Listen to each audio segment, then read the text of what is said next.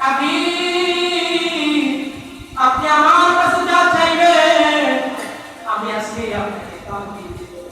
তখন আল্লাহর হাবিব বললেন উমারি হাশরের ময়দানে কথা আমার অনেক উম্মত রয়েছে তাদেরকে স্যার আমি জান্নাতে দেব। সুবহানাল্লাহ। আল্লাহর হাবিব দ্বিতীয় আমার হাশরের ময়দানে করে করে উম্মতদেরকে জান্নাতে নিয়ে যাবে।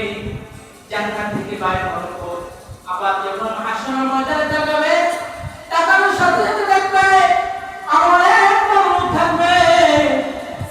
তখন আবার মাকামে মাহমুদের মধ্যে সেজদা করে যাবে। দ্বিতীয়বার সেজদা করে আল্লাহ আবার ডাকবে হাবিব আপনি কি চান?